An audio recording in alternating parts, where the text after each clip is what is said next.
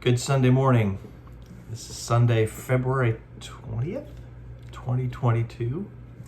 I want to start this morning by saying a word of appreciation for the elders, and especially for Sharon Odom for staying in touch with folks and keeping up with prayer concerns and being in conversation with people. I think that it's commendable that both of the times that we've not been worshiping together, that the elders and the leaders of the church have done a really good job in reaching out and having conversations with people. It is different. It's difficult to not have that Sunday morning interaction, that 3 minutes of how are you and how are things going with you and who won the game yesterday and all of those conversations that we're so used to having in a community of faith.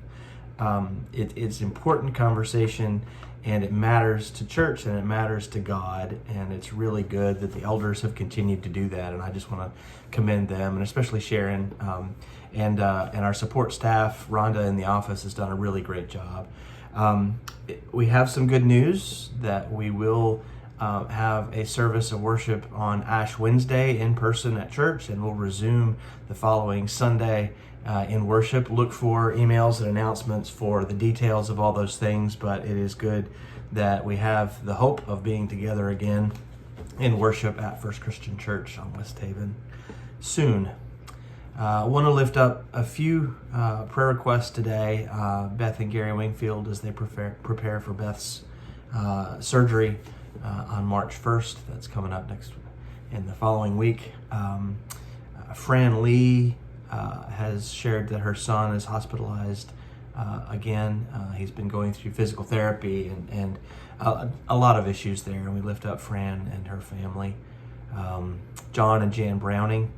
John is fighting the shingles, which is something that this household is familiar with, and it's not a comfortable thing, and we hope that that's getting better. And we lift up those families affected with the plane crash in Carteret County. That was just awful, and we have several families in the church who had relationships with some of the victims of that, and we lift up that there can be some healing, and even in the emptiness there can be some memories and some shared grace in that situation. Nora Jordan was transferred from Raleigh Hospital to a rehab facility. She has some congestive heart issues that she's dealing with. And we appreciate again Sharon for keeping up on that situation. Let's join together for a time of prayer. Gracious and loving God, we feel disjointed sometimes not being together on Sunday morning. But it is a matter of fact that the situations, the context in which we live and worship are different. Things are not as they were in 1984 or 1962. Church is different. People's expectations of church are different. And yet you were present then, and you are present now, and you invite us into a future that includes you being with us. And we're grateful for it today, oh God. We've finished the Advent and Christmas and Epiphany seasons, the time when we light candles and sing familiar carols. We put away the hymnal and just sing from the heart, from a collective memory of our childhood. We could sing those tunes anytime, anywhere, because they matter to us and they reveal how much we matter to you. So much so that you came to be among us, to live among us. So we ask God, as we look forward to the season of Lent in the next few weeks, the time that comes before the celebration of Easter, the celebration of new life, of all things budding and promising, that you would just at least give us a glimpse each day to find a moment of revelation, a moment of revealing who you are and where you are and where you're working in the world, that we might work there too. We celebrate today, God, that we have the opportunity to learn to be like you, just as you came to be like us. Help us to be church. Help us to be your family. Help us to be faithful to you. And we lift up all these things in Jesus' name. Amen. Our lesson this morning, again, is in the Gospel of Mark. This is chapter 5, 24 to 34. It's one of those stories back to back to back that Mark quickly moves through. And again, it's another question that Jesus asks. Not a lesson, not a sitting down, not the Beatitudes, not a gathering for a sermon. It's a question. And Mark includes it because it's a question with which we need to grapple too. It's something that is essential to our faith. And in Jesus asking it, it compels us to ask it of ourselves. 370 questions that Jesus asked. Even more than the lessons, the blessed are. And between now and Easter, I'm focusing on questions more than the answers. Last week we had the disciples in the boat on the storm, and Jesus says, "Why are you afraid? Have you no faith? Why don't you have the faith to do what I need you to do? What's stopping you from becoming like me?" Jesus asks. See, the point of discipleship is not to follow, but to lead. To eventually be the place that you are the one embodying the gospel. You are the one who is responsible for sharing good news with other people. You can't always rely on the leader to do it for you. It's the responsibility of the disciple to step into that leadership role. Just like the disciples on the boat, we're reminded that the power of the good news has to change us. It has to move us. It has to take us from fear to faith, from being nervous about it, fearful about it, scared of it ourselves, to openly sharing it and embracing it and living it. This week in our gospel, Jesus asks, "Who touched my clothes?" It's a story within a story, this woman coming up to him in desperate need. The question comes kind of in the middle of a story sandwich. It's a story A begins, and then story B is inserted in the middle of it, and then story A resumes and finishes. It's bread on either side of the story B that's the meat in between. Mark does that technique 9 different times in his gospel, not just in a way to tell the story, not just as a literary device, but as a way to show how God works. Sometimes it's not a clear line, point A to point B, God moving in our life. It's not always simple, God moving in our life, but God moves in our life. And sometimes it's in a messy and confusing and unexpected and disjointed way. We could be going along a very clear path, and some external thing deviates us from that path, and yet God's in the middle of it with us. And so this story A starts, and then story B comes in and interrupts it. Today's story is in verse 21 of the 5th chapter. Jesus gets out of the boat after the storm, landing on the other side of the sea, the other side, because the gospel matters as much to that side as it does to this side.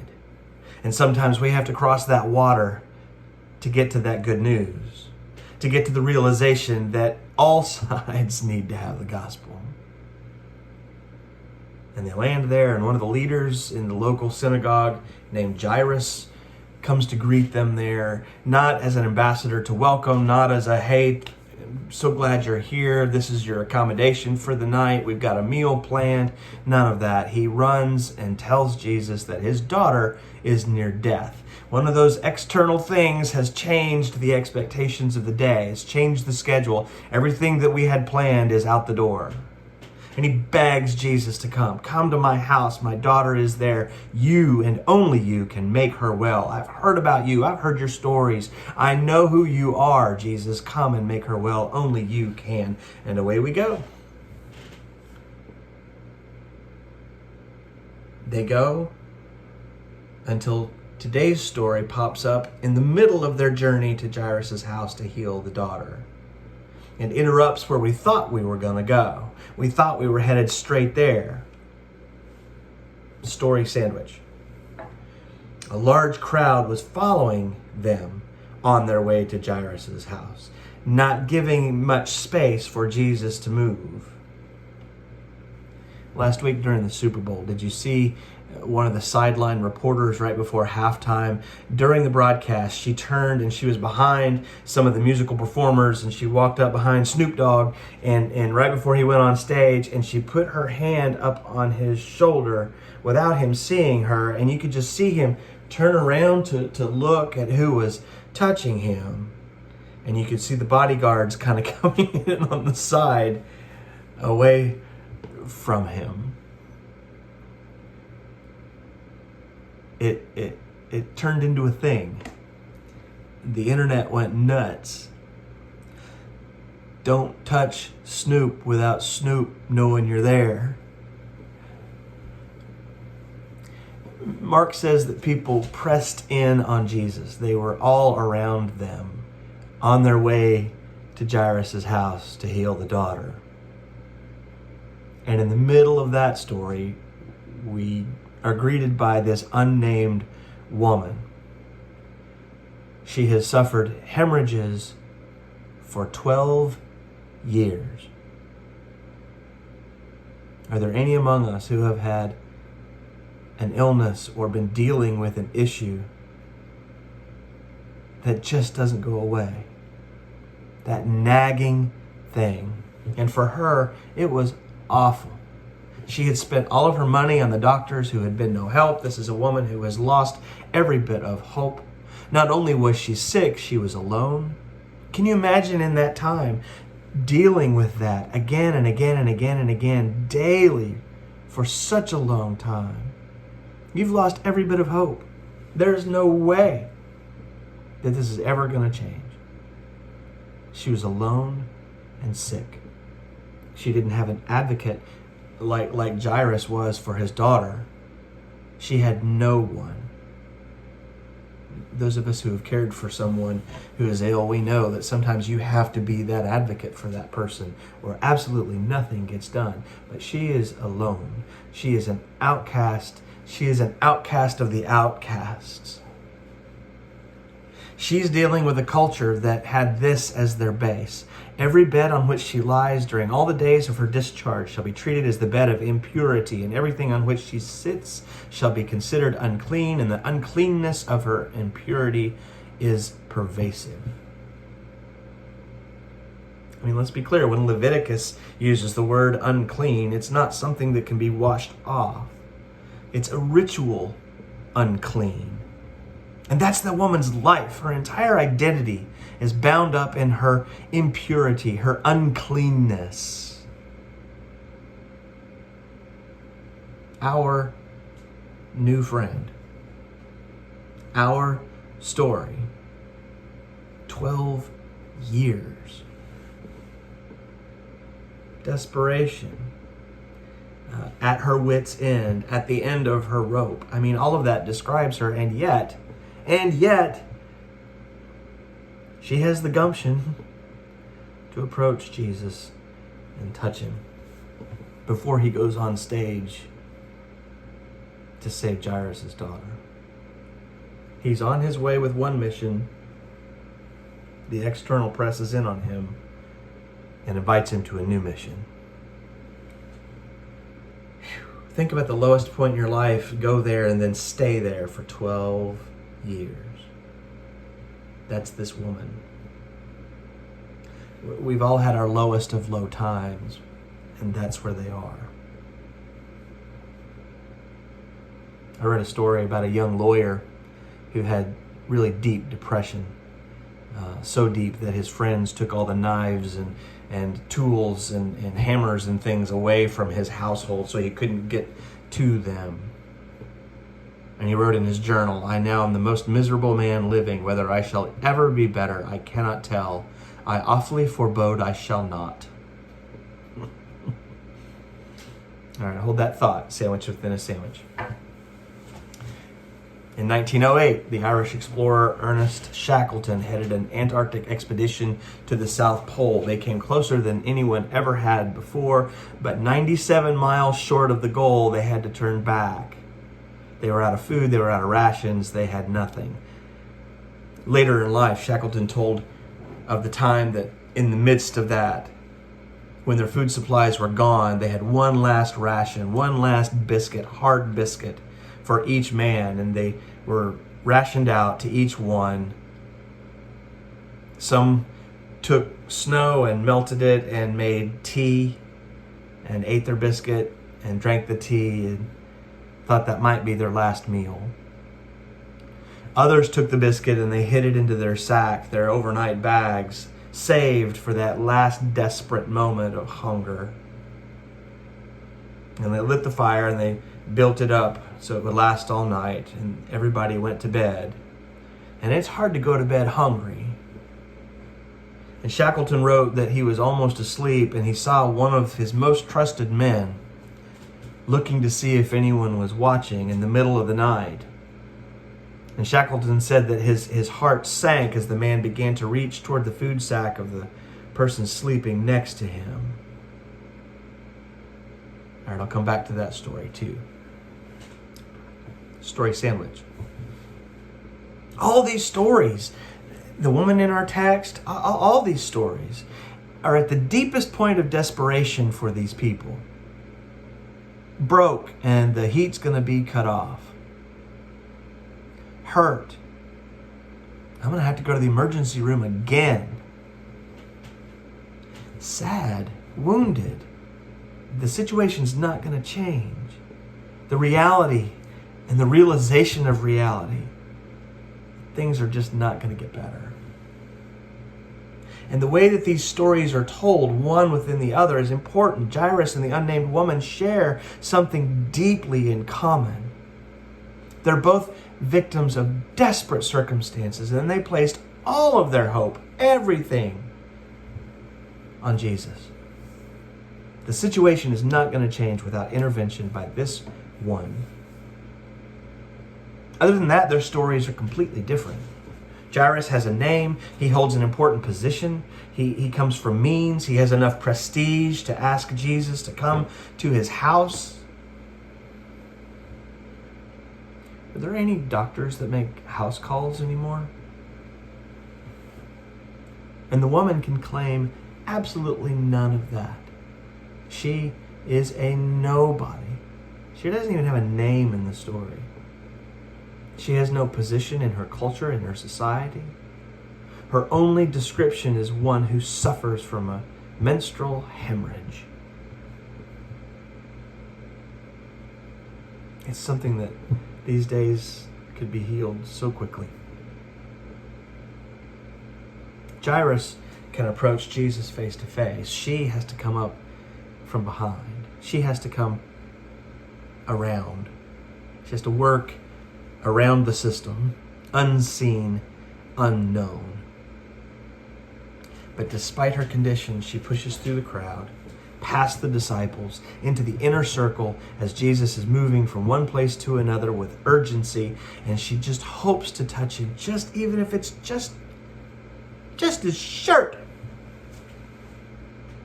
And at that moment, always in a hurry, Mark starts all of this with the immediately. Jesus responds, first to the woman, then to those around him. Immediately her hemorrhage stopped, and she felt in her body she was healed of her disease. And then Jesus turns, and immediately aware that power had gone out from him, he turned to the crowd. Who touched my clothes? Who touched my clothes? And it's a question that baffles the disciples. Do you see all these people? How in the world? People are cramming all around you like sardines. You expect us to know who touched you? But then the woman is bold beyond her position, beyond her unnamed status. And she steps up with fear and trembling, the text says, and tells Jesus the whole truth. In an instant, Jesus takes the outcast and brings her in and makes her family. Daughter.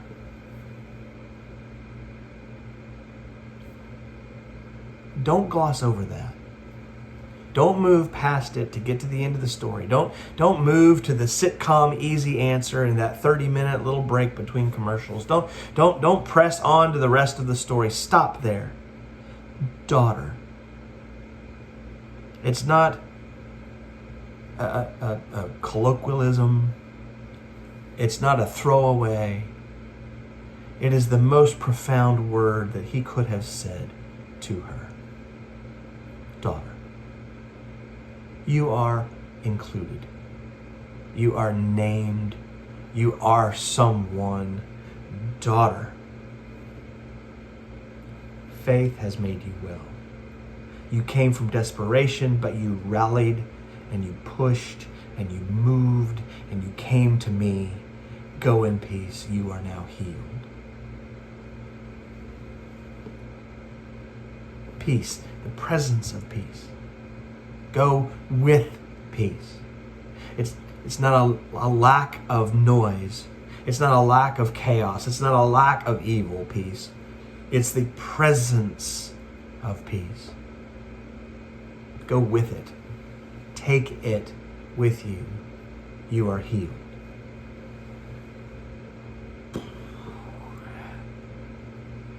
And then he goes and heals Jairus' daughter. What Jesus did for these two women, for the unknown and then for Jairus' daughter, is just pure compassion. Just pure compassion. It is empathy for the other. It is moving from fear to healing and hope and life. They go from fear to faith, and now they can actually have the audacity to hope for a next day. A next day. It's faith, not fear, that raises the daughter of Jairus. It's faith, not fear, that transforms the life of this outcast, untouchable woman, unnamed, unknown. Compassion and faith in action. And that's so different from pity. Pity lets us stay at a distance. Pity, it can be condescending. Pity is objective and selective and safe. It's not pity. It's not sympathy either. Compassion doesn't mean sympathy. Sympathy comes from the superior to the inferior. Compassion isn't charity. Charity allows a rich person to stay in a position of power over a poor person. Compassion means standing in another person's shoes. Empathy means carrying beyond apathy. Compassion means going to a person, physically moving, entering into his or her suffering. Jesus is touched. Jesus is touched by the woman. But he also comes out of the experience touched by the woman who touched him. He learned from her and grew from her suffering and then from the joy of her healing. That is who we are invited to become. To be so connected to those around us. And in so connected with them, we connect with them with God. That what they go through, we go through. So much of our living is us against them. So much of our daily life is, well, what did they do? And what are they trying to get from me? Who's taken something from me today? How am I lesser today than I was yesterday because of somebody taking something from? How sad is that? How awful is that that's our living? This woman touched Jesus and he healed her. He wasn't lesser because he gave her something. He actually was greater because of it. To care means to suffer with the other person. Jesus communed with this unnamed woman. Just the slightest touch of his robe, even in a pushing, shoving, busy crowd, did not go unnoticed by him. Does anything go unnoticed to God?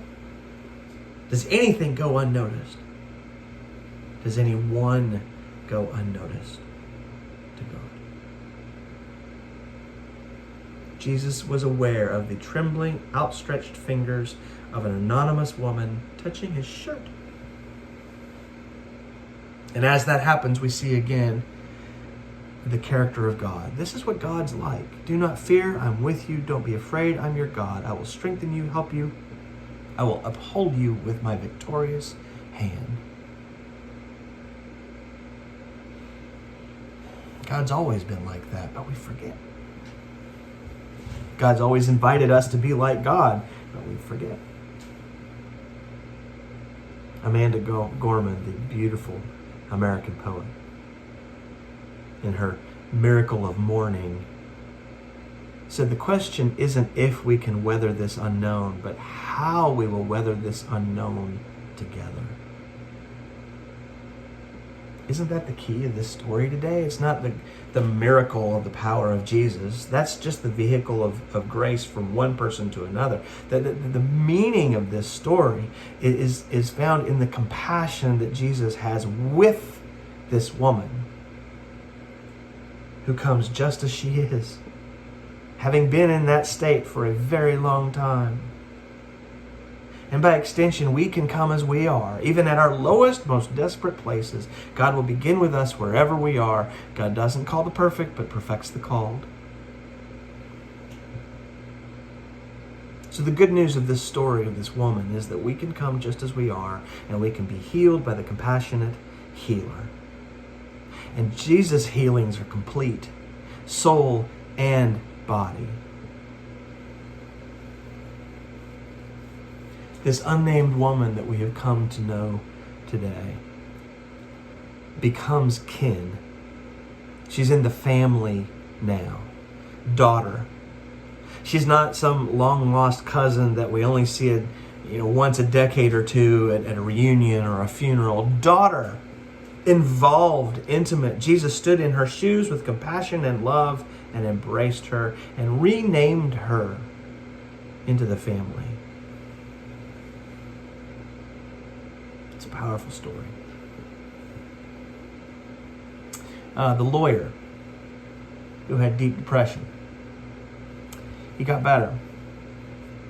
Abraham Lincoln credited his friends for saving his life. They took turns staying with him in his home so that he wouldn't harm himself. They stood in his shoes with compassion and with love.